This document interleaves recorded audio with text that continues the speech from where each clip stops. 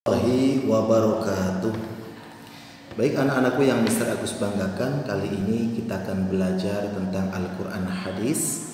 Untuk sekarang kita akan masuk ke pembelajaran yang kedua, yaitu surat Al-Kautsar.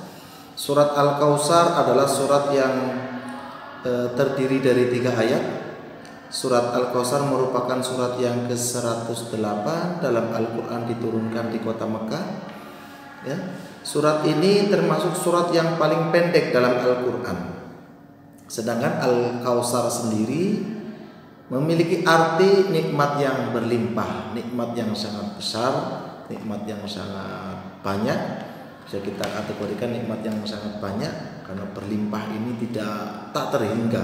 Kita tidak mampu menghitungnya nikmat-nikmat Allah ini. Nah, adapun surat Al-Kautsar yang terdiri dari 3 ayat, marilah kita bersama-sama untuk membacanya, melantunkannya, ya, supaya kita ini hafal dan juga mengerti isi dan kandungan daripada surat Al-Kautsar. Mari bersama-sama kita baca surat Al-Kautsar. A'udzu billahi minasy syaithanir rajim. Bismillahirrahmanirrahim. Inna a'tainakal kautsar fasholli li rabbika wanhar. Inna syani'aka huwal abtar. Jadi ini bunyi daripada surat Al-Kautsar, ya, yang terdiri dari 3 ayat, surat yang ke-108. Ya, jadi ini adalah termasuk surat Makkiyah karena diturunkan di kota Makkah. Kita akan masuk satu persatu, kita akan bedah satu persatu daripada surat Al-Kautsar ini. Yang pertama secara terjemah terlebih dahulu. Inna a'tainakal kautsar, yaitu sesungguhnya kami telah memberikan kepadamu nikmat yang banyak. Artinya sesungguhnya kami telah memberikan kepadamu nikmat yang banyak, nikmat yang tak terhingga. Fasholli li rabbika wanhar, maka dirikanlah salat karena Tuhanmu dan berkurbanlah. Salat, inna sholati wa nusuki wa mahyaya wa mamati lillahi rabbil alamin. Maka dirikanlah salat, sebab apa? Hidup dan matiku, salatku ini lillahi ta'ala, karena Allah Ta'ala.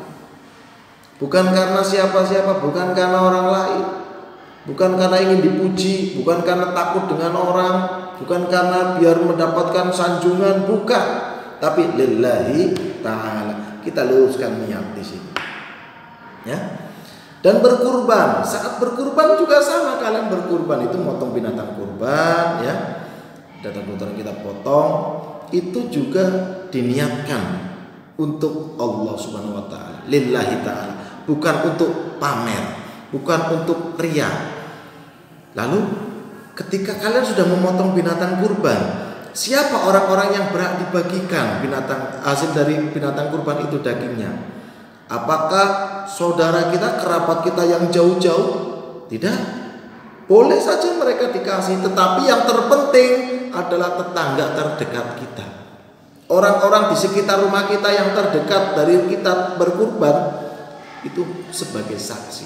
Apalagi orangnya tidak mampu, sudah tidak mampu, dekat rumah gak dikasih, cuma gara-gara beda suku, cuma gara-gara beda ras, cuma gara-gara beda agama misalkan.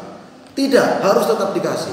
Kurban ini gak ada aturan kalian motong binatang kurban dibagikan hanya kepada orang muslim, hanya kepada umat Islam. Tidak. Perayaannya Idul Adha ini adalah perayaan hari raya umat Islam, tapi orang-orang yang lain juga mendapatkan daripada sedekah kalian, kurban kalian, ya. Itu kalian sama, kalian nolong orang nggak perlu ditanya KTP kamu Islam apa bukan, nggak perlu, tolong aja. sodako aja, nggak usah pakai mikir, bukan Islam nggak usah dikasih, enggak, kasih nggak apa-apa ya.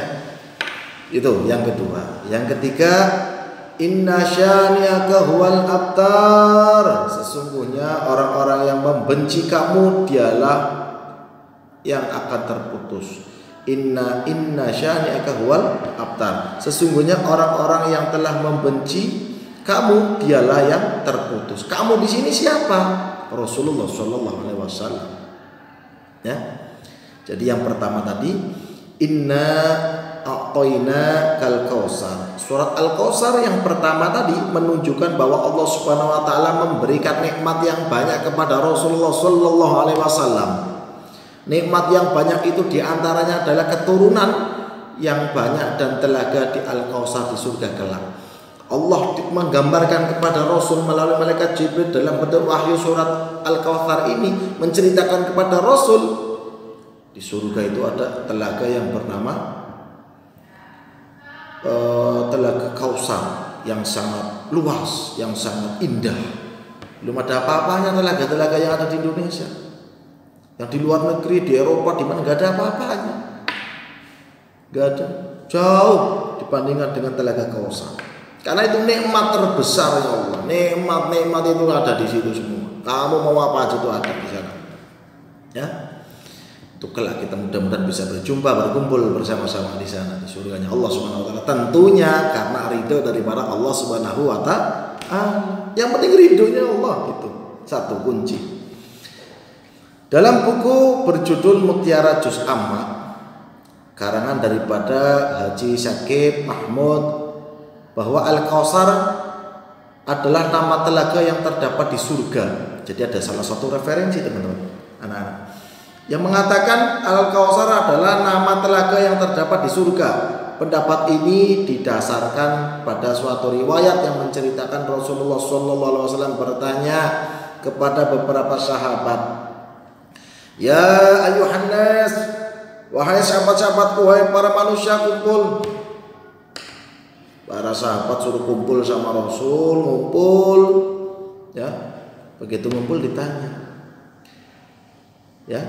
sama Rasul, tahukah kalian apa yang disebut Al-Kausar? Ya, tahukah kalian apa yang disebut Al-Kausar itu? Apa sih Al-Kausar itu? Seperti biasa mereka menjawab, Allah dan Rasulnya lebih mengetahui daripada kami semua. Umat Nabi Muhammad itu tahu diri. Sahabat-sahabat itu tahu diri, nggak keminter, nggak pada keminter, nggak ngerti yang ngomong nggak ngerti.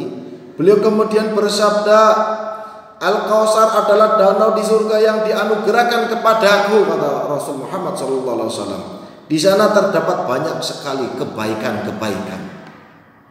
Ini yang ngomong Rasul Muhammad, bukan Agus Supriyaji.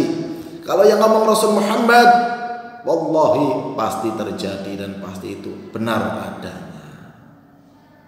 Ya, itu. Yang kedua, ya. Yang kedua, fasholli li rabbika wanhar. Ya. Surat Al-Kausar memberikan arahan kepada Rasulullah sallallahu alaihi wasallam untuk mensyukuri nikmat yang banyak itu dengan salat dan kurban, yakni salat yang ikhlas. Karena Allah Subhanahu Wa Taala, hanya karena Allah Subhanahu Wa Taala, dan kurban yang dipersembahkan kepadanya semata. Jadi sholatnya, ya, dan kurbannya itu lillahi ta'ala, sebagaimana yang tadi Mister katakan, ya, inna sholati wa nusuki wa mayaya wa mamati lillahi rabbil alamin. Sholatku, hidupku, matiku semua karena Allah Subhanahu Wa Taala, bukan karena pujian orang. Berkurban bukan karena pujian orang. Kemarin kalian berkurban, ya, berkurban bagus, kurban gak ada yang gak bagus, kurban itu bagus, tapi niatnya itu yang harus lebih bagus. Niatnya itu karena Allah Subhanahu Wa Taala, bukan karena nih saya sapinya paling besar diupload di YouTube biar viewernya tambah besar, tambah banyak. Bukan untuk itu tujuannya, itu bisnis namanya. Kamu beli sapi sekian ratus juta, di situ kamu dapat untung, ya. Jadi bukan begitu. Tapi niat yang terpenting, niat, ya. Niatnya lillahi ta'ala, Itu paling penting. Tidak ada yang lebih penting daripada niat seseorang. Karena niat itu sejatinya yang tahu hanya diri sendiri dengan Allah Subhanahu wa taala. Orang lain gak ada yang tahu niat kita. Niat saya ini apa? Ini gak ada yang tahu. Makanya perlu tabayun. Bertanya, kamu itu kurban padahal kerjanya tukang sapu jalan, kok bisa beli sapi? Kamu ini ngumpulin uang dari mana caranya? Saya ingin belajar. Boleh bertabayun. Karena berkurban ini niat. Seperti halnya orang ibadah haji. Orang mampu, orang kaya belum tentu sampai ke Mekah. Belum tentu berkurban. Karena ini panggilan. Kurban ini juga peringatan. Allah yang menegurkan hatinya, menggetuk hatinya supaya mau mengeluarkan hartanya untuk berkurban di jalan Allah Subhanahu wa taala. Ini penting, nak. Ya, tadi dagingnya nggak usah pilih-pilih bagi tetangga. Oh ini non muslim nggak usah dikasih, nggak kasih, nggak apa-apa, boleh. Itu yang kedua. Yang ketiga, inna syani'aka huwal abtar. Surat ini juga memberitakan bahwa orang-orang yang membenci Rasulullah Sallallahu Alaihi Wasallam, mereka lah orang-orang yang abtar, orang-orang yang terputus. Emang ada yang membenci Rasul? Banyak. Paman-pamannya sendiri, orang-orang bangsa Quraisy, bangsa Arab, banyak yang tidak suka dengan Rasul.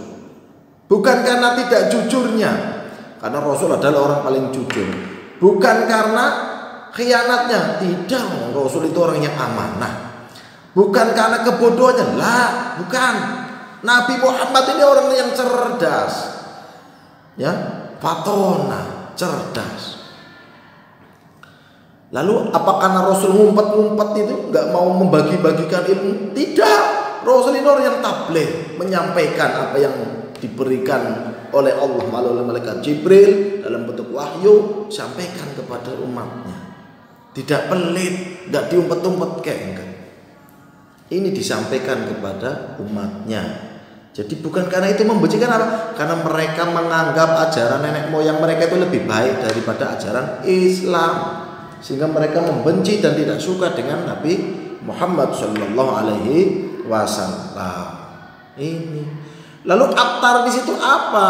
Yakni terputus. Apanya yang terputus? Terputus dari kebajikan, kebaikan dan rahmat Allah Subhanahu wa taala. Akan terputus rahmat Allah Subhanahu wa taala. Kalau terputus rahmatnya, kita mau ngarepin apa? Kita ini hanya butuh ridhonya Allah, sehingga mendapatkan rahmatnya Allah, turun rahmat Allah kepada kita, sehingga kita bisa mengembalikan nurullah, Nur Muhammad yang nempel pada diri kita dengan keadaan fitrah suci kelak ketika kita mati.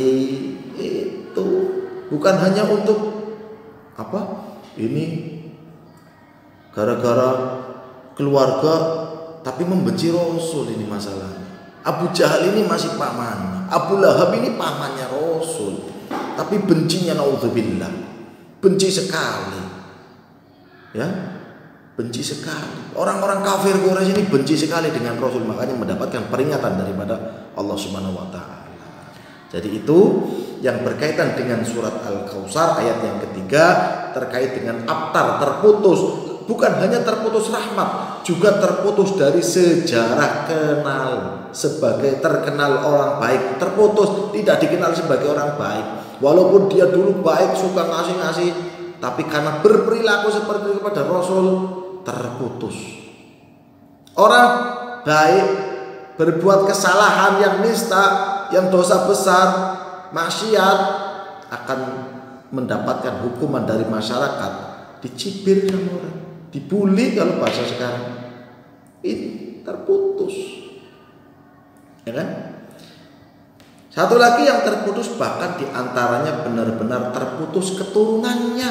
Allah mengancam akan terputus keturunannya orang-orang yang begitu, akan dibinasakan sama Allah Subhanahu wa taala. Untuk itu keutamaan dari surat Al-Kautsar ini adalah manfaat untuk menebar kebaikan. Keutamaan dari surat Al-Kautsar ini adalah manfaat untuk menebar kebaikan. Dan jangan lupa untuk ikhlaskan niat kita karena Allah Subhanahu wa taala. Dalam beribadah bentuknya apapun, dalam beribadah apapun bentuknya, niat lillahi ta'ala.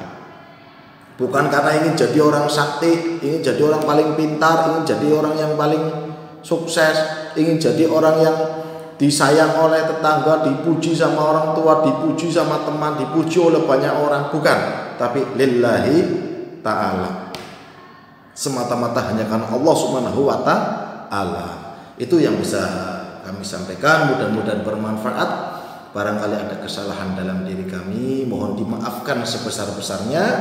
Dan barangkali ada kebenaran, kebaikan yang Mister sampaikan, semata-mata itu datangnya dari Allah Subhanahu wa ta'ala. Bisa akhir, wallahul muwaffiq ila aqwamit thoriq, ihdinas siratal mustaqim. Wassalamualaikum warahmatullahi wabarakatuh.